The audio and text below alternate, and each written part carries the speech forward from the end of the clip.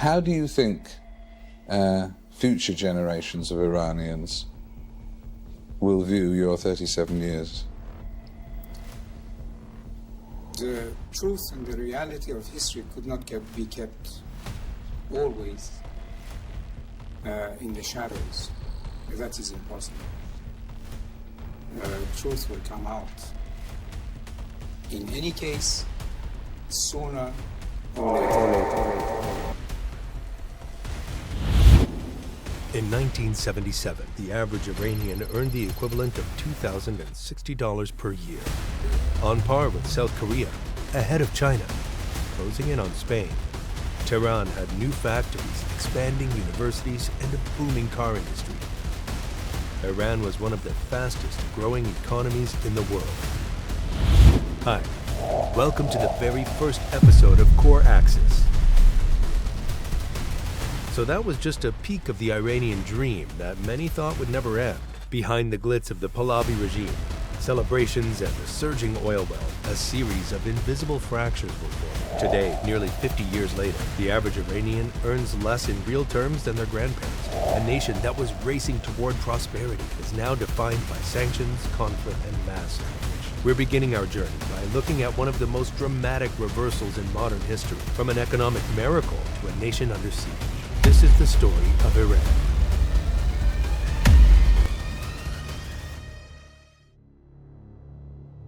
How will your people, after a period, judge you? Well, if they read history, they will see what it was before my father, what it was when I took over, and what it was when I left. Despite a new internet blackout, horrific reports continue to come out of the regime crushing the protests, including using snipers and chemical weapons against protesters and Revolutionary Guard soldiers executing the injured in hospitals. Sources inside the country say the regime has killed tens of thousands of its own people, and that for now the brutal response and large number of security forces on the streets has quieted the large-scale demonstrations. Iran did not arrive at its present moment overnight. For much of the 20th century, under Mohammad Reza Pahlavi, the country was changing fast. Cities expanded. Universities grew. Women entered the workforce. Western fashion, cinema, and ideas became part of daily life. For many, Iran was moving toward a modern future. But not everyone felt included. Rapid change left many behind, especially in traditional and rural communities. Religious leaders believed Iran was losing its identity. They said the Shah was replacing Islamic values with European ones. To them, modernization looked like cultural erasure. And so they began to fight back, not with armies, but with cassette tapes. Mosques became what social media is today, places to gather, share, and mobilize. And cassette tapes became their viral content. Clerics recorded speeches, sermons, and warnings, then passed them from hand to hand, city to city. These tapes could cross borders, dodge censorship, and reach millions long before the internet existed. This made people begin to ask, if we lose our religion, what do we become? To those struggling with inflation, inequality, and cultural change, these messages agitated them to the current situation. They weren't just political, they were personal. They promised dignity. They promised identity. They promised that religion would not be lost to Western influence. The revolution was not just about removing a ruler. The revolution was about fighting on the fear of losing who they were. But what happens when power is prioritized rather than compromise? Iran's history is not just about revolution or geopolitics. It is about a nation that was moving forward, but a set of choices pulled it backward. Revolutions don't end when a leader falls. They create something new and often unpredictable. And that leaves us with the real question. When ideology overtakes balance, who pays the price, the rulers or the people? The Shah launched a sweeping program called the White Revolution: land reform, rural education, women's rights, industrial investment, and a nationwide push to drag the country into modernization. Millions of farmers were given land for the first time. Literacy corps were sent to rural areas to fight illiteracy. Clinics appeared where there had once been nothing. I have only 2 arms. But the strength comes because what I represent to my people, if they like it or not. We won't be pushed around. We don't wish a war. But if it is imposed on us, we will not shrink. Nobody could invade us without being forced to crush us, because we are not going to surrender. Future of Iran is to give the world what spiritually we can give. Either what we develop today. Between 1963 and 1977, Iran's economy was growing at around 10% a year, faster than even China during its famous economic boom decades later. This shows that the average Iranian experienced a growth in their income about 12 times in just 14 years. What does that kind of growth feel like in actuality? For ordinary Iranians, it meant real change. Individual income in 1963 made around $170 a year, and by 1977, that same worker was making about $2,060. Families could live in apartment homes, buy their first car. Kids could go to school past primary grade. Life felt full of possibilities. What happens when a nation begins to believe in their leaders? The government focused on turning diplomatic success into economic gains, which led to the creation of Iran's car industry, including the production of the iconic vehicle in the late 60s, the Paykan automobile, Iran's symbol of nostalgia. A sign that Iran was no longer just exporting oil, but making things. Students were sent abroad. Women entered professions once closed to them. Daughters were able to attend university, which expanded their participation in public life, challenging traditional social norms and providing new opportunities in education and the workforce. But beneath the surface, something was breaking. By the late 1970s, Iran was a country of contradictions. The economy had grown, cities had expanded, millions had entered the middle class. Iran was modernizing fast, but not everyone was moving forward. The streets were filled with anger. How could a country be getting richer, but its people felt more unheard than ever? As Iran closely ties with the US, cities grew wealthier, but many rural communities felt left behind, struggling to keep up. Beneath the highways and high-rises was a political system that allowed no real opposition. The Shah ruled through a powerful security apparatus. Political parties were controlled. Critics were watched, arrested, or silenced. How could prosperity survive without political freedom? Traditional values clashed with Western culture, and political power was tightly controlled by the Shah, whose secret police silenced dissent. This created a powerful opening for one man. By 1979, Ayatollah Ruhollah Khomeini had mobilized a broad coalition of students, merchants, clerics, and workers. Mass protests, strikes, and unrest forced the Shah to flee into exile. Good evening. A tearful Shah of Iran left his country today on a vacation from which he may never return.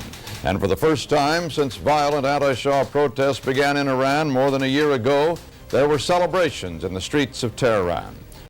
Religious leaders, students, left-wing activists, and ordinary workers, groups that had little in common, found something they shared. They felt locked out of their own future. And so they turned to the one force that could organize outside the state: the mosques. How did a modernizing society end up turning back toward religious leadership?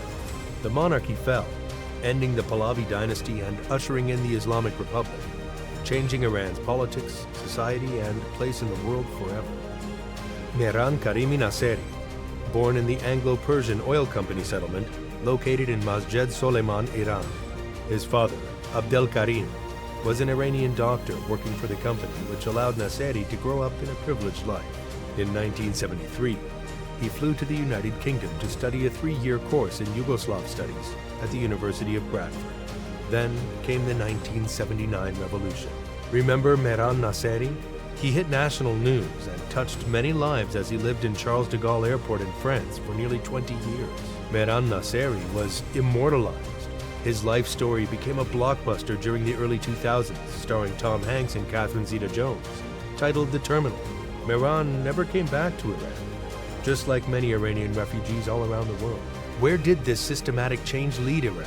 The real cost of Iran's transformation isn't just the GDP. It's the lives of regular Iranians discarded from their future and families mourning their loss. Millions of lives sacrificed. The United States and its allies imposed sanctions. Trade collapsed. Foreign investment vanished. Iran became isolated from the global community. The revolution that promised independence instead created a sudden economic siege, a country cut off from the world, and a society struggling to adjust to a new order. To understand how this miracle died, we have to look at 3 specific failures: the cost of ideology, crisis of proxy wars, and the drain of talent. Let's start with the cost of ideology. The new Islamic Republic didn't just take power, it took Iran into endless war. In 1980, Iraq invaded, and Iran was pulled into an 8-year bloodbath. An entire generation was sent to the front lines. Could you imagine the future that was erased in the battlefield? The war consumed everything. The state sent half of all oil revenues into weapons, soldiers, and survival. Oil exports collapsed from 6 million barrels a day to barely 1 million. But those are just numbers. Here's what they meant on the ground. 4,000 villages destroyed, 52 cities damaged, 120,000 homes reduced to rubble, 500,000 dead. Crisis of proxy wars. When the war finally ended, Iran stood broken.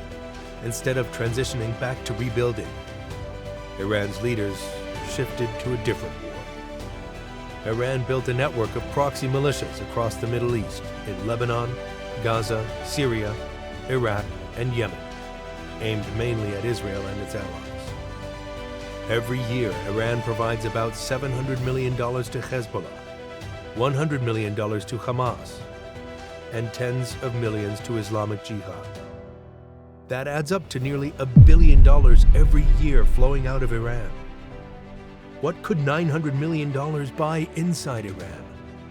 Instead of money going to livelihood, education, and healthcare, the government prioritizes funding rockets fired at Israel, guerrilla operations in Syria, and a regional conflict that has no end in sight.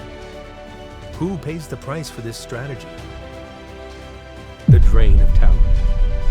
Every dollar sent to these groups brings consequences. More sanctions, more isolation, more companies are pulling out, more banks refusing to do business. So this supply is limited mainly because of the sanctions and of course the domestic factors, over-regulation, institutional factors which are forcing exporters to bring back their earned hard currency at the lower rates. But the most devastating export isn't oil or currency, it's people, engineers, doctors, and scientists. The very people meant to build a 21st century superpower are boarding one-way flights to Istanbul, Toronto, and Berlin. They aren't just fleeing an economic crisis. They are fleeing the shadow of a war they didn't choose. Iran is effectively subsidizing the West with its own intelligence, training its best and brightest, only to watch them drive the innovation of other nations. This isn't just a foreign policy choice, it's an economic choice. And Iranian workers, students, and families are the ones suffering the consequences. Today, Iran is home to 90 million people, and half of them are under 30. This generation has never known a normal economy. They grew up with sanctions, with rising prices and with a government that treats opportunity like a threat. They're educated. They're connected to the world through the internet when the government doesn't shut it down. As generations that are connected through social media, what does this make them? During the nationwide protests of January 8th and 9th, security forces opened fire on civilians. According to Iran's International's editorial board, more than 36,500 people were killed in just 2 days, confirmed through documents, hospital records, and testimony from families and medical staff. It became the deadliest crackdown on street protesters in Iran's modern history. These weren't soldiers. They were students, workers, daughters, and sons who demanded difference to the oppressive system. Young Iranians look beyond their borders and see what might have been. Countries that once struggled, South Korea, Turkey, Vietnam, now offer jobs, stability, and growing middle classes. Iran should have been the same. Instead, it's stuck paying the price for decades of political decisions that put ideology above people. To summarize this, the late Shah, Mohammad Reza Pahlavi, started modernizing Iran through his White Revolution. This made Iranians open to Western culture and more economic opportunities. Despite its fast growth, many Iranians were left behind, which made people mobilize in mosques and use cassette tapes to spread Islamic ideologies from all over the country. This fueled people's anger towards the monarch, which made the royal family leave in 1979. Iranians welcomed the new Islamic Republic and their new leader, Ruhollah Khomeini. The new Islamic Republic took Iran to endless wars, which leads to the Iran-Iraq 8-year bloodbath in 1980. The conflict ended in 1988, yet instead of rebuilding the nation, it transitioned to a proxy war against Israel. Funding proxy militias made Iran a once thriving nation into a war zone with no end in sight. In 1977, Iran felt like it was stepping into the future, but 2026 feels like it's still fighting the weight of its past. The question isn't whether change will come. Every dictatorship eventually fails. The real question is, what will be left of Iran when it does? Anyway, that's it for today. You are watching from Core Axis. Hit subscribe and the notification bell to stay updated. We'll see you in the next episode.